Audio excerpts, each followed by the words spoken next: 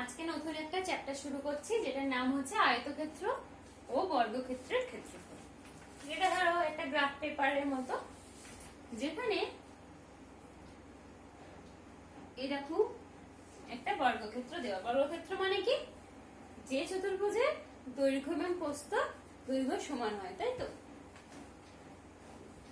এবার কি ক্ষেত্রফল মানে কি? এই বর্গক্ষেত্র ঠিক যতখানি জায়গা জুড়ে রয়েছে। কত বর্গাকার ঘর নিয়ে রয়েছে? 4টে বর্গাকার ঘর। বলছে এই একটা ছোট ঘর, যে ছোট বর্গাকার যে ঘর, সেটার ক্ষেত্রফল কত? মানে একটা ঘর কতখানি জায়গা জুড়ে রয়েছে বলে দিয়েছে, ধরো 1 বর্গ সেন্টিমিটার। তাহলে এই বর্গাকার, এই যে বর্গক্ষেত্র যেটা যেটা কতগুলো ঘর নিয়ে রয়েছে? 1 2 3 4।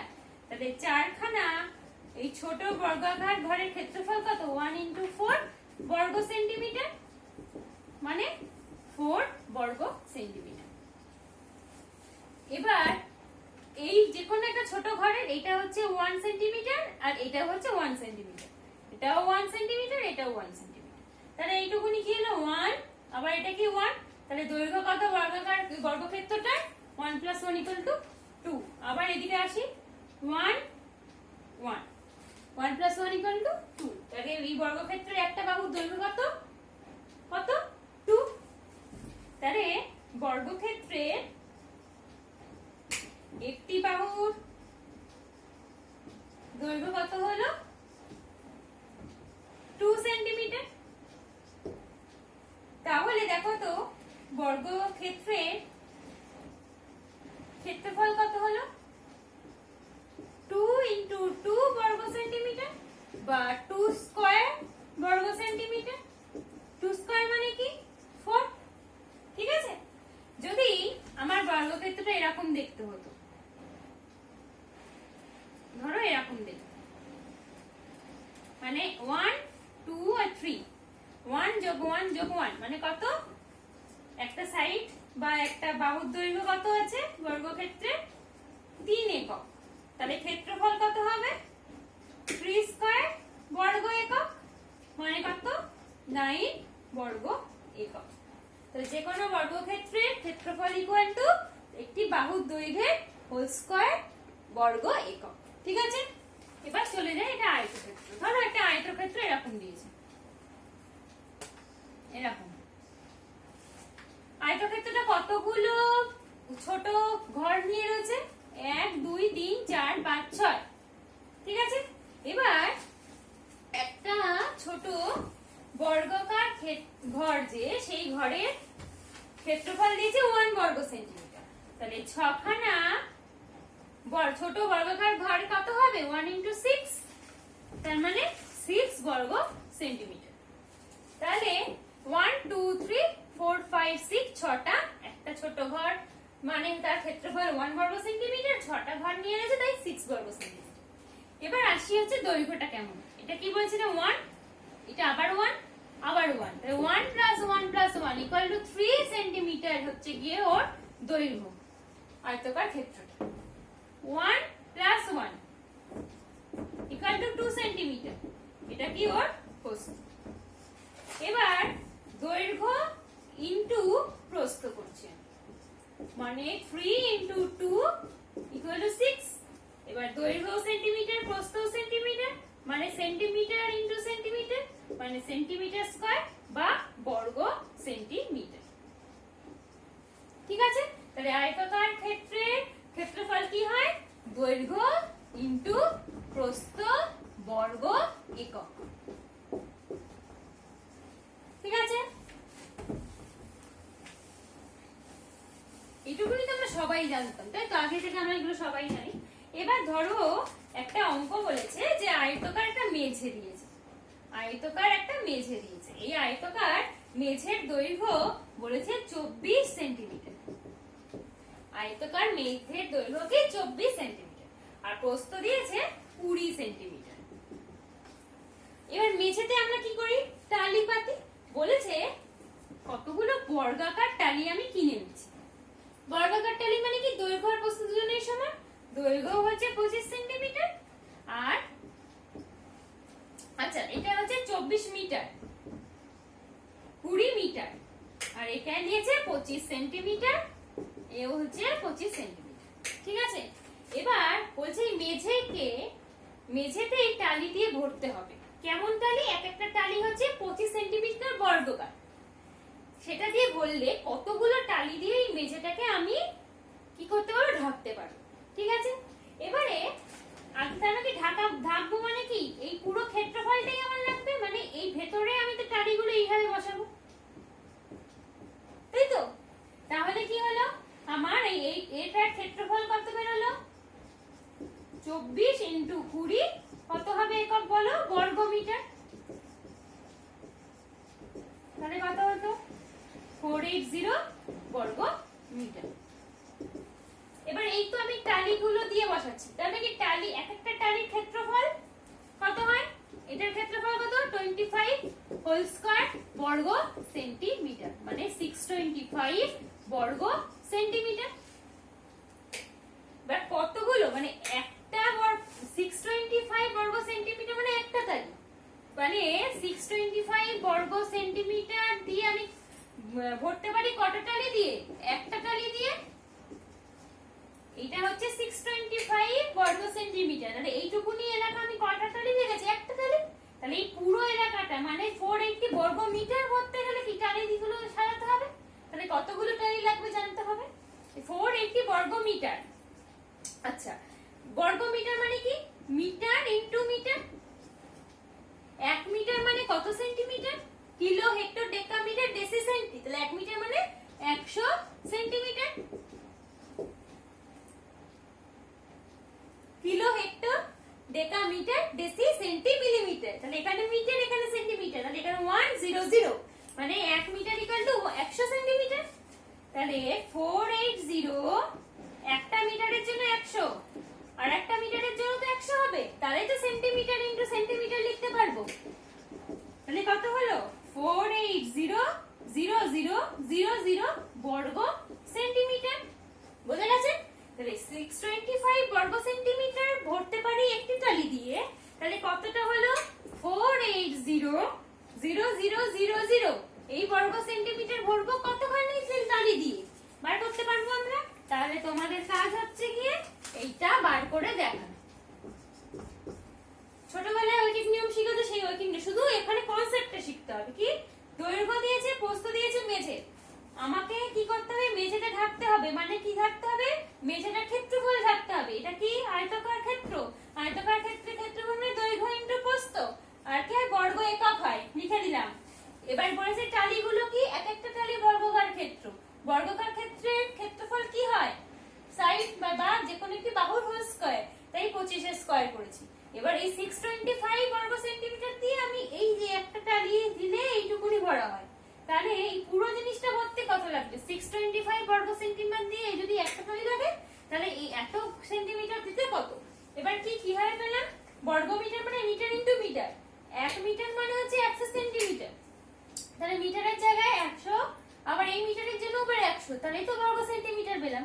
এই যে এইভাবে বার করলাম। ঠিক আছে, তোমরা এটা করে আমাকে দেখাবে মোট কতগুলো টালি লেগেছে।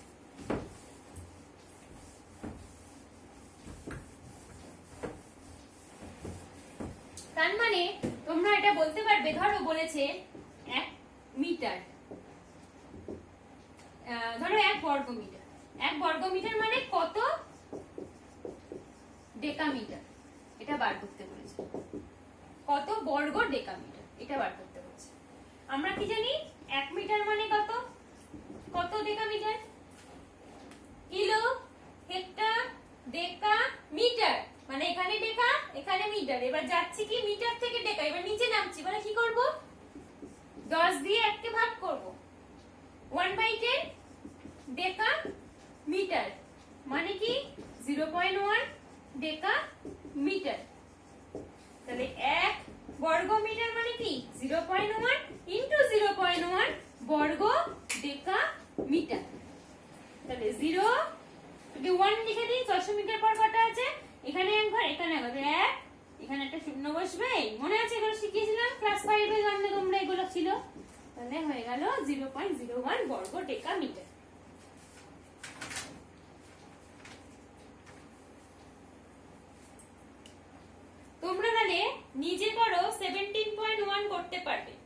আছে, আমি আরো কিছু শেখাচ্ছি।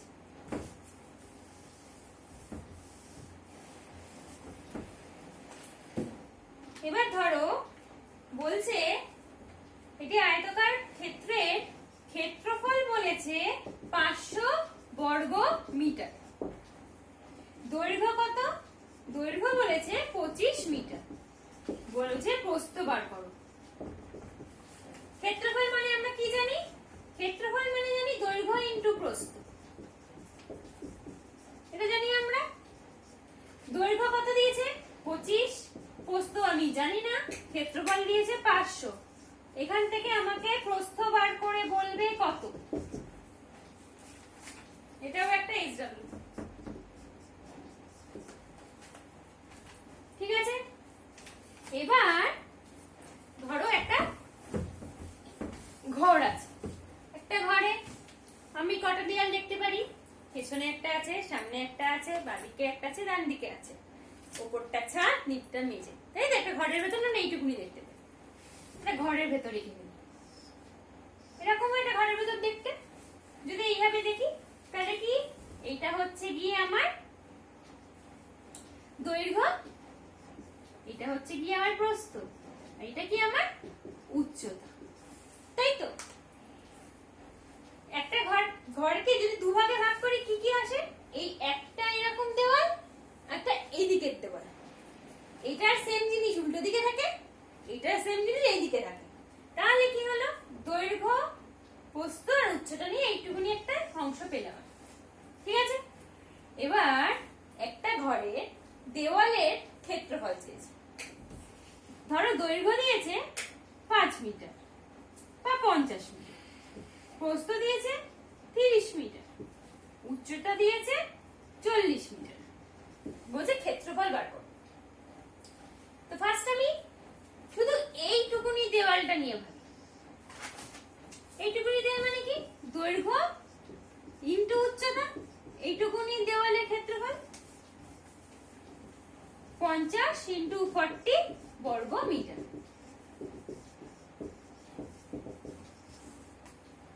এরকম কটা আছে? দুটো আছে, তাহলে 2 ইনটু দৈর্ঘ্য গুণ উচ্চতা,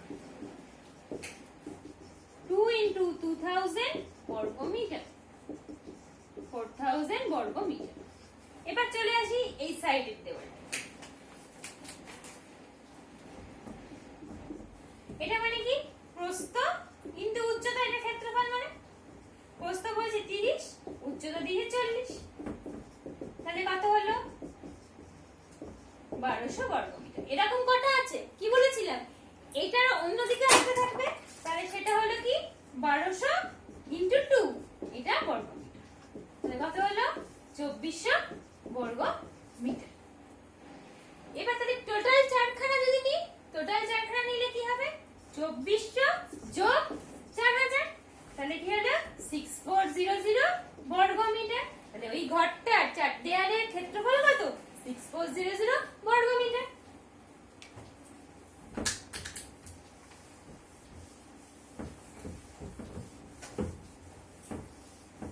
এবার তো শুধুমাত্র তো একটা দেওয়ালে আগে বেরিয়েছিল কত? 6400 বর্গ মিটার বেরিয়েছিল। কি কি ছিল? 50, 30 আর 40 ছিল, এরকম ছিল তো। তাহলে এটা কত বেরিয়েছিল? 2000 বর্গ মিটার। এটা ছিল 12000 বর্গ মিটার। এরকমই ছিল দুটো, এরকমই হবে দুটো। তাহলে কি বেরলো? 4000 যোগ 2400 মিলিয়ে বেরিয়েছিল 6400 বর্গ মিটার। বলছে 1 বর্গ মিটার রং করব, রং করতে আমার 50 টাকা। ঘরটাকে তো শুধু বানালেই হবে, রং করতে হবে। তো 1 বর্গ মিটার রং করতে লাগে 50 টাকা। তাহলে এই চার দেওয়াল যদি আমি রং করি কত টাকা লাগবে? 1 বর্গ মিটার যদি 50 টাকা লাগে, তাহলে কত বর্গ মিটার আমার দেওয়াল? 4400 বর্গ মিটার। তাহলে করতে কত লাগবে? কি করতে হবে? গুণ করতে হবে। তাহলে তোমরা এইটা করে বলবে যে কত হবে। ভালো করে দেখে নাও কি বার করতে হবে। 1 বর্গ মিটারে যদি 50 টাকা লাগে, তাহলে এই যে যতটা চার দেয়ালে যত ক্ষেত্রফল বেরোলো সেটা বার করতে কত টাকা লাগবে। ভালো করে দেখে নাও। আবার বলছি, 1 বর্গ মিটার বার করতে যদি আমার 50 টাকা 1 বর্গ মিটার রং করতে যদি 50 টাকা লাগে, তাহলে 6400 বর্গ মিটার রং করতে আমার কত টাকা লাগবে?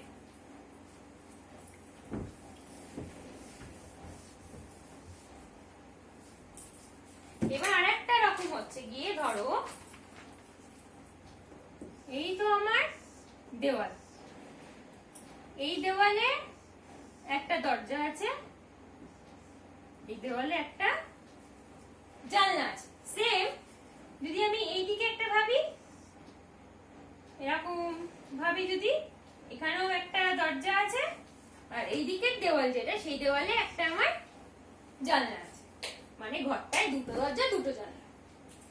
ঘরটার কি কি ছিল? দৈর্ঘ্য ছিল হচ্ছে 50, প্রস্থ ছিল 30, উচ্চতা ছিল 40 সেন্টিমিটার, সরি মিটার। এবার আয়তকার ক্ষেত্রে একটা দরজা, দরজার 5 মিটার হচ্ছে গিয়ে দৈর্ঘ্য, 3 মিটার প্রস্থ। বর্গাকার দুটো জানলা, যেটার 5 আর 5 হচ্ছে গিয়ে 5 না, ধরো আমি 2 2 বলছি বা 3 3 বলছি, আচ্ছা 2 2 বা 4 2 2 বলছি। তাহলে এই জানলাটার বর্গাকার দেখতে, যার একটি বাহুর দৈর্ঘ্য 2 মিটার বলছে, তাহলে জানলা দরজা নিশ্চয়ই রং করবো না। চাপ দেওয়াল রং করতে গেলে জানলা দরজাগুলোকে অন্য রং করতে হবে, সেগুলো অন্য ব্যাপার। আমি যদি ধরো হলুদ কালার পুরো চার দেয়ালে মারবো, জানলা দরজাগুলোকে বাদ দিয়ে দিচ্ছি, তাহলে আমার তাহলে এইটুকুনি গুলো বাদ চলে যাবে চার দেওয়াল থেকে, তাই তো? তাহলে আগেরটা কিন্তু দেওয়াল ছিল, শুধু দরজা জানলা ছিল না, এবার দরজা জানলা যোগ করলাম। আচ্ছা, আগেরটা কি ছিল? 6400 বর্গ মিটার ছিল যখন দরজা জানলা ছিল না। এবার আমার দরজা এসেছে। দরজাটা কেমন দেখতে? আয়তাকার ক্ষেত্র। আয়তাকার ক্ষেত্রে ক্ষেত্রফল কি হয়? দৈর্ঘ্য ইনটু প্রস্থ, মানে কত হলো? 3 5 15 বর্গ মিটার।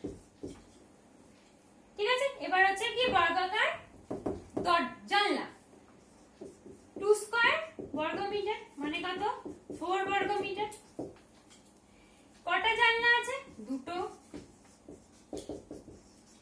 কটা দরজা আছে? দুটো। জানলা দুটো, দুটো দরজা মিলিয়ে কত হলো?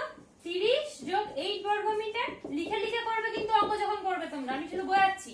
38 বর্গ মিটার ছিল 6400 বর্গ মিটার, তার থেকে কয়টুকুনি অংশ নিতে রং করতে হবে না, 38 বর্গ মিটার। তাহলে রং করতে হবে 6400 মাইনাস 38 বর্গ মিটার। বুঝে গেছে? এবার 1 বর্গ মিটার রং করতে যদি তোমার 50 টাকা লাগে, তাহলে এই বর্গ মিটারটা এবার রং করতে হবে। করলে কত টাকা লাগে করে আমাকে দেখাবে। কি কি হয়েছিল? আগেবার ছিল দরজা জানলা ছিল না, এবার দরজা জানলা ঢুকলো। চার দেওয়ালের ক্ষেত্রফল থেকে দরজার ক্ষেত্রফল, দুখানা দরজার ক্ষেত্রফল, দুখানা জানলার ক্ষেত্রফল বিয়োগ করলাম।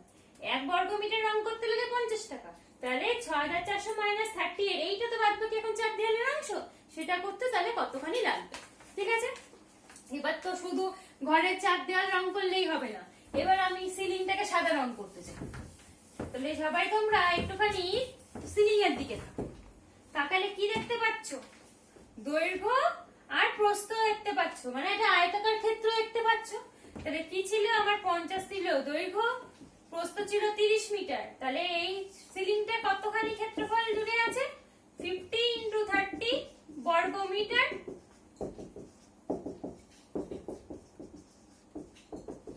তাহলে 1500 বর্গ মিটার। ঠিক আছে, এবার যদি হয় 1 বর্গ মিটার রং করতে সে 50 টাকা নিয়েছে, তাহলে সিলিং রং করতে 1500 বর্গ মিটার নিতে কত রং করবে?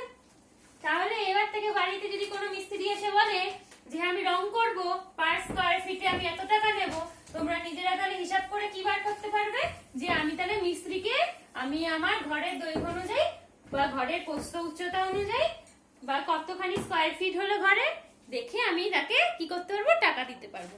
ঠিক আছে, তাহলে তোমরা কি কি শিখলে আজকে? আয়তক্ষেত্র, বর্গক্ষেত্রের ক্ষেত্রফল, এবার এই ক্ষেত্রফলকে কাজে লাগিয়ে বিভিন্ন রকমের আমরা দৈনন্দিন জীবনে যে যে অঙ্কগুলো করি সেইগুলো শিখলাম। তাহলে কি কি হোম টাস্ক থাকবে?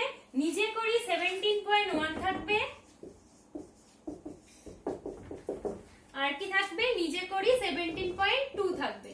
তার সাথে আমি যে হিসাবগুলো গুলো দিয়েছি দিয়ে মঙ্গলবার সন্ধে 6টার মধ্যে আমাকে পাঠাবে। মঙ্গলবার সন্ধে 6টার মধ্যে আমায় পাঠাবে। আজকে তাহলে এইটুকুনি থাকলো। পরের দিনকে আমরা কি করব, পরের দিনকে আমরা এর পরের যেটুকুনি থাকবে সেইটুকুনি শিখবো, ঠিক আছে? আর কেউ ভুল করবে না, যার যে অঙ্কটা হয়ে যাবে আমাকে পাঠাতে থাকবে, লিখে লিখে করবে, উত্তর লিখবে। আজকে এইটুকুনি থাকবে।